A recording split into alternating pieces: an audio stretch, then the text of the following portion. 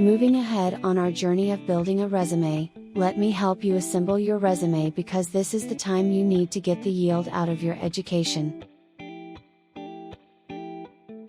Having a job at the nascent of your career is extremely important in today's competitive world. So come along with us on our resume making journey. You will realize how easy it is to tailor a perfect resume. In this video we will talk about the professional and educational section of your resume. Make sure to watch the video till the end because I have a key trick for you that you should really get behind. Before getting started, I want you to take a moment and tell me practically, should your education or experience come first in your resume? Think of it this way. The top third of the resume is reserved for your accomplishments that are most relevant to the job you are applying for. Enlist your most recent qualifications or employment first and move backward in time for every subsequent position. For example, if you completed your graduation in 2019, it will come before your 10+2 qualification which is completed in 2014. But before you continue, ask yourself, is your education your most relevant accomplishment? The answer most of the time will be no. Work experience will be a more important requirement for just about any position above entry level. However, education can take priority in some particular cases. If you've just graduated from college and don't have relevant work experience to list, it's also wise to list education before work experience if you've recently gotten back to school to get a degree that's relevant to your potential job. For example, if you're switching to a career in sustainable energy after having finished a related program, but have work experience predominantly in engineering, you would want your new education to be the first thing the hiring manager sees. Before jump-starting into the details, let me clarify to you the difference between a CV and a resume to make it a little more easier for you to understand how your resume needs to stand out of the crowd to get an interview call. The term CV is an abbreviation of curriculum vitae, which is literally translated to the course of your life. A CV is a very in-depth document that describes your career journey step by step, including all sorts of personal information. You can look at the CV as a comprehensive description of everything you have ever done, all the achievements you are proud of, and all the publications that bear your name. You need to update your CV every time you accomplish something new academically or professionally. Meaning, whenever you get a new job, publish something new, obtain a new certificate, and so on.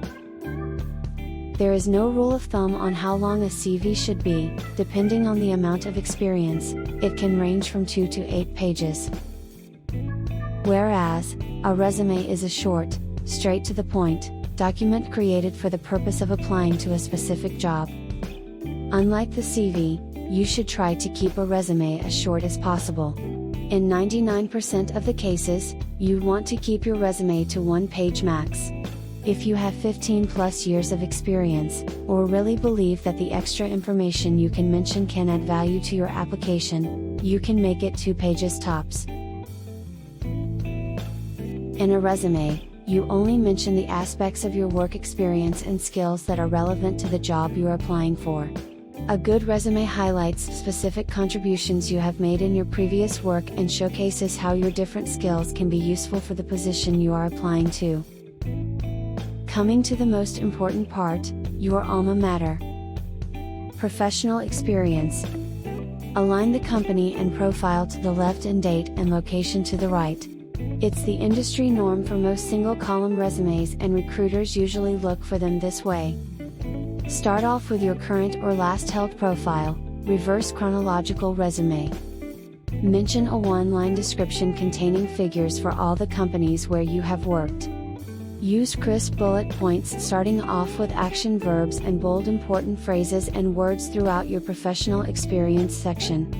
Group similar points together and assign subheadings to them for greater impact for all the work profiles. Educational details. List your most recent qualification first and then mention the university or college name followed by major or minor and the time period.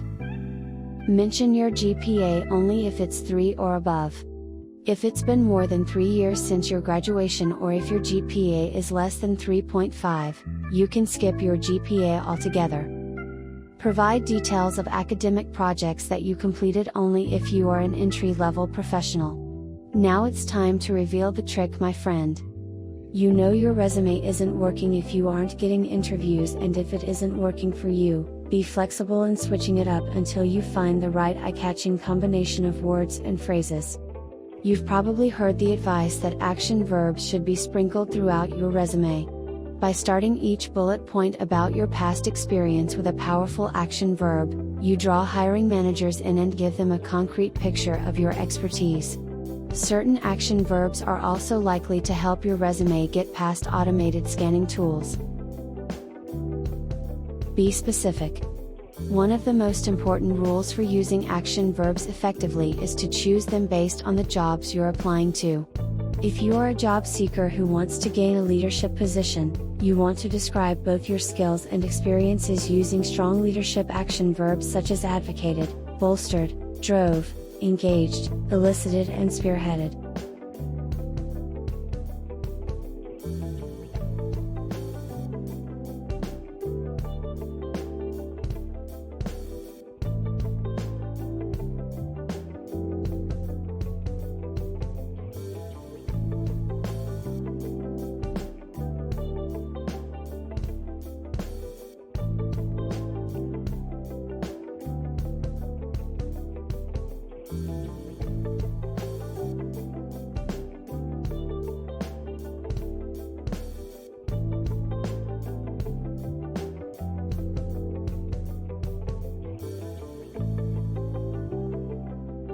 The next video is going to be the most important of the whole series, where I will tell you hack 101 on how to flaunt projects and internships in your resume.